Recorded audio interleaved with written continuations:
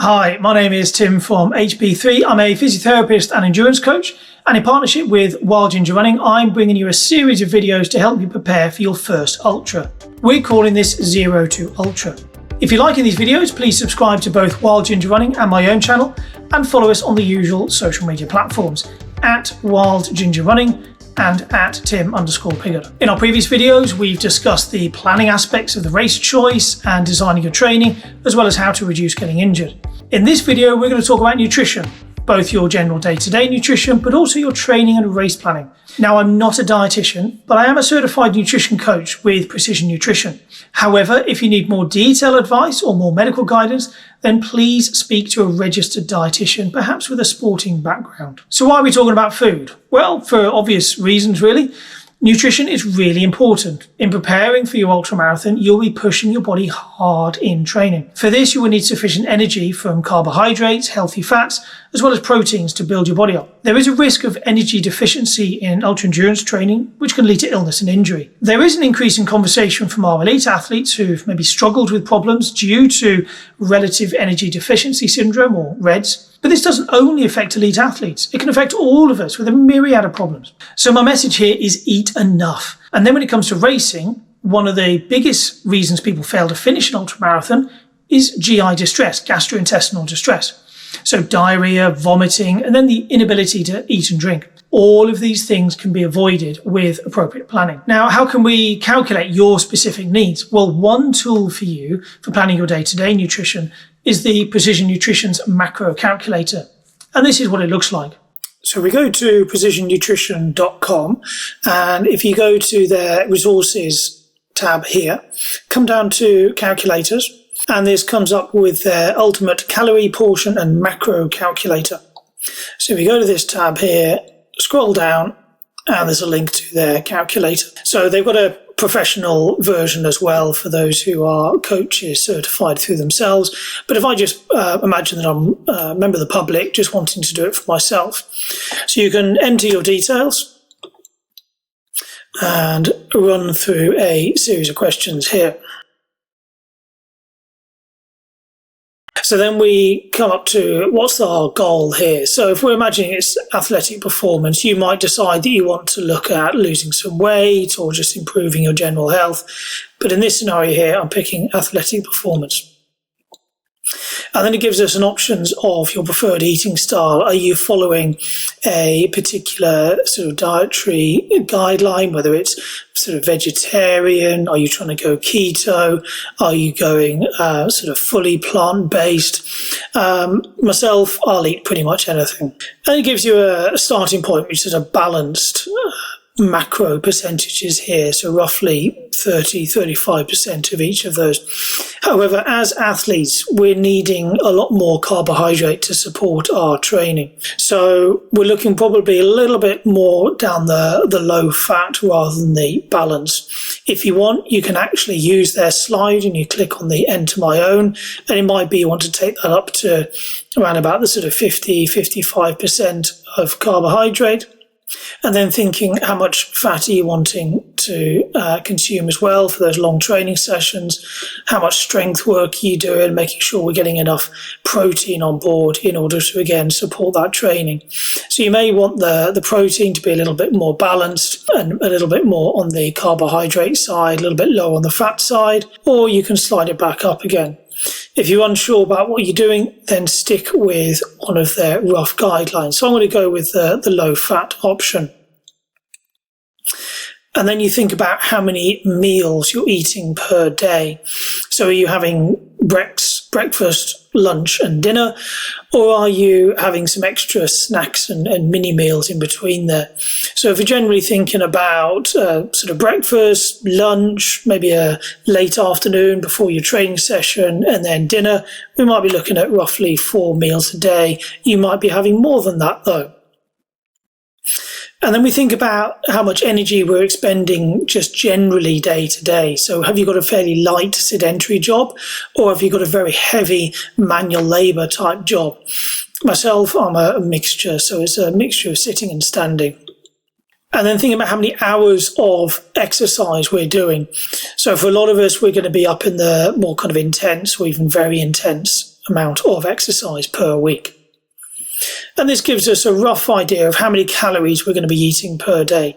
Now, rather than counting your calories through weighing your food and things like that, the precision nutrition approach is to be a little bit more rough guide than that. And it's looking at palm sizes or fist sizes or a cupped handful size or a thumb size measurement. So you can measure, but a little bit more roughly, so you're not getting too obsessed about counting grams and counting calories. So once you've done that, it's going to give you an idea of what you're looking for, and it'll then email you your nutrition report, and I'll show you an example now. So once you get your email, you'll then have this personalized nutrition report. And this goes through what we put through in the questionnaire, and it gives us a guide of what you need to be consuming per day. So in my case, it's going to be roughly 5 palm sizes of protein per day, somewhere between 6 to 8 fist-sized portions of vegetables per day, roughly 15 cupped handfuls of carbohydrates. I'm going for that higher carbohydrate diet. And around 3 thumb-sized portions of healthy fats per day.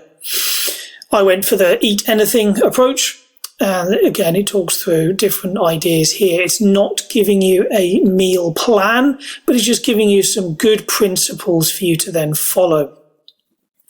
Within this, it then talks about how you're going to meet those targets with a daily portion tracking sheet. So each day you've got a tick box, you can tick off how many of these you're getting in each meal, and you can see, are we getting enough per day? And that then follows through for the whole of the week. And then it talks you through making some good decisions on the types of each of these macros that we're getting. So some healthy proteins, as well as maybe some proteins that maybe want to try and avoid on a regular basis.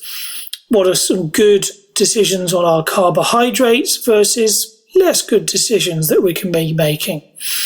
And some healthy fats that we need to be getting into our diet versus maybe less healthy options. And when it comes to our vegetables, another key message is eat the rainbow. So ensure you're getting a good variety of fruit and vegetables, not just the same things day in, day out. So we're getting our micronutrients from a wide range of sources. So this is a good starting point. It's not the only way that you can get your information to guide your day-to-day nutrition, but it's certainly a good starting point if you're unfamiliar on how to structure your nutrition planning.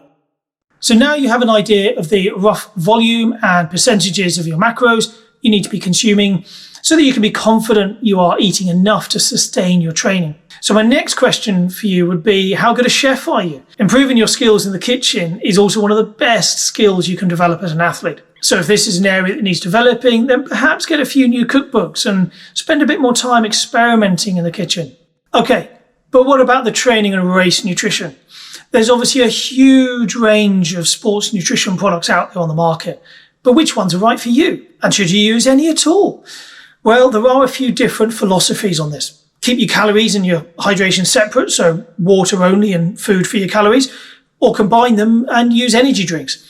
Do you need electrolytes in your drink, or is there enough in your food?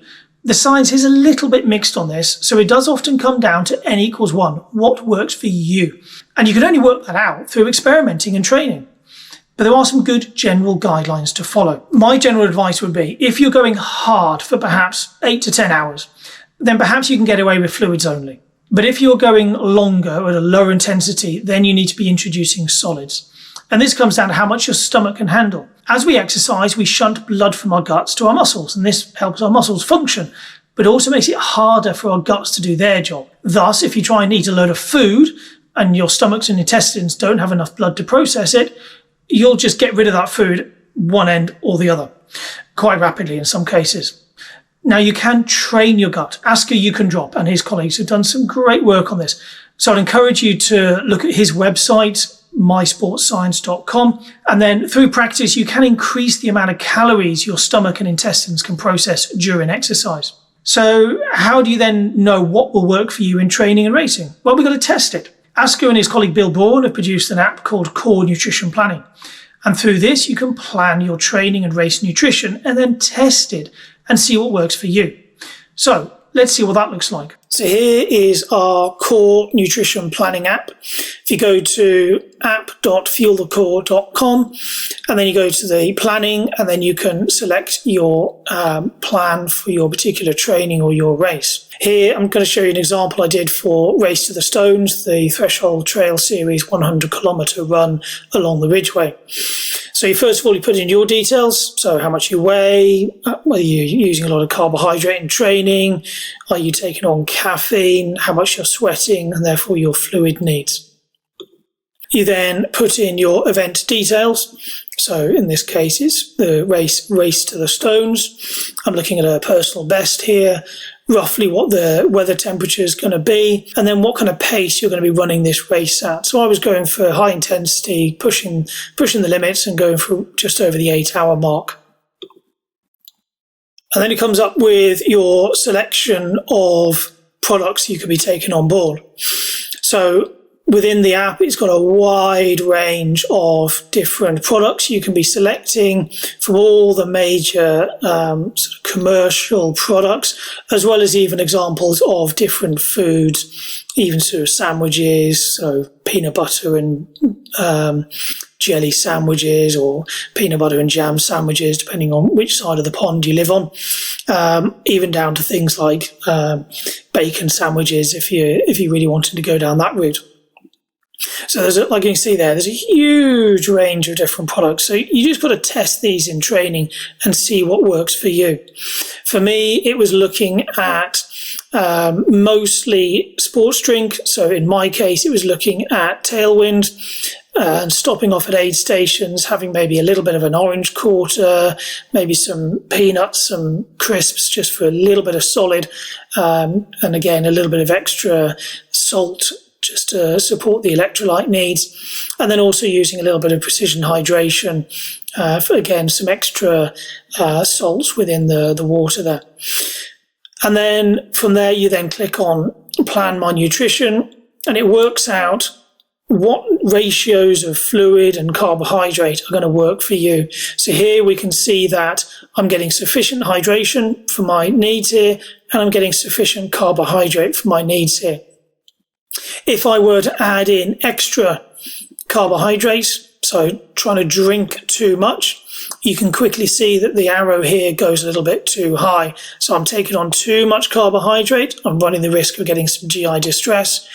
Too much hydration, again, running the risk of some GI distress. So let's just take some of these out again, and it gives you an idea of what's going to be a little bit more balanced. There we go, that looks a bit better. So take that out there. Yeah, that's a bit better. So we're in the green on all of these, so everything's nice and happy. Possibly, if we look down at the bottom here, because I've adjusted that a little bit, it's now saying I'm maybe getting a little bit too much carbohydrate in that first hour. So if I take that bottle out here, shift it over onto the second hour, I'm now a lot better. However, this is saying I'm maybe a little bit low on the hydration. Let's have a cup of water at the start, maybe not quite as much. Now we're getting a little bit better on the hydration there. So this is maybe where we're looking at. What happens if I stick another bottle of water in there? There we go. So go through that first aid station, grab a cup of water, and I'm getting much better into my hydration needs for the start of that race. And then we can scroll that throughout the race, and you can see that pretty much on balance all the way through there. And then switching over to these are the caffeine ones to give me a little bit of extra hit towards the end of the race. So once you've done all that, you can click on Show Me the Report, and this will then talk you through your race nutrition plan, and it'll give you a guide on what you're needing at particular stages of your race. So what you want to be doing is producing a few different variations of these and then testing them in training. See what works for you. So now you have a few plans to test in training. Let's put that into action. For your long runs, you may decide to carry all your drink and food with you. Or another option is to run loops and then refill to simulate race day aid stations, and also improve your skill at refilling bottles and not wasting time when you're stopping them. When it comes to carrying your hydration, are you going to be using a bladder on your back, or are you going to be using a soft flask? I generally prefer using soft flasks because you can actually have a look and you can see how much you've actually been drinking. You can keep an eye on your hydration status that way.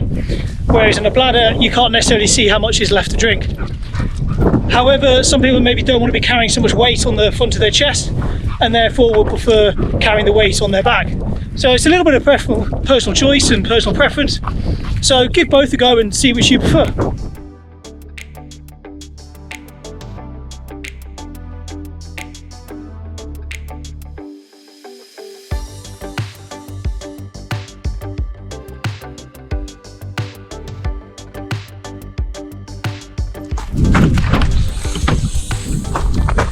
So in order to replicate your aid stations if you're doing any training, one thing you can be doing is having a resupply point, for example, doing loops from your car. So here I am, I parked out on the moors, done a loop, coming back in, now going to resupply my bottles. So finish one soft flask, got to refill. Want to take on some extra carbohydrate with some energy powder. So here I'm using some Tailwind, the little stick packs, so that's 2 scoops in 1 pack of Tailwind. So tear it open and we're going to refill my bottle. Now I'm a little bit sheltered here, but as you can see, quite a small opening on this bottle, trying to get the powder in there. Danger is I'm going to lose a lot of that powder all over the floor. So it might be a better idea to have a bottle with a much wider neck to it. Then you can just get the whole of that stick pack inside, shake it all in, not going to lose it all over the floor. Grab your next bottle. So this has just got water in it.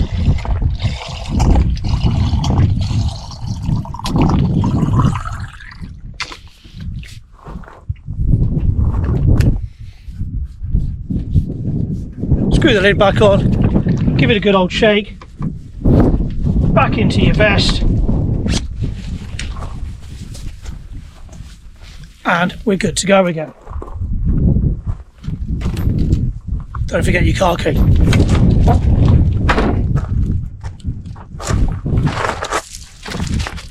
So in summary, check your day-to-day nutrition is supporting your training and your health needs. Ensure you're eating a well-balanced, minimally processed diet, plenty of fruit and veg, healthy fats, good sources of proteins and enough carbs to fuel your workouts. And then test your race nutrition in training. Find products or simple foods that work for you so there are no unwelcome surprises on race day. I hope you found this useful. Please subscribe to both this channel and my own, Tim Pigott, and follow us on the usual social media platforms at Wild Ginger Running and at Tim_Pigott. Links are below. Thank you very much for watching.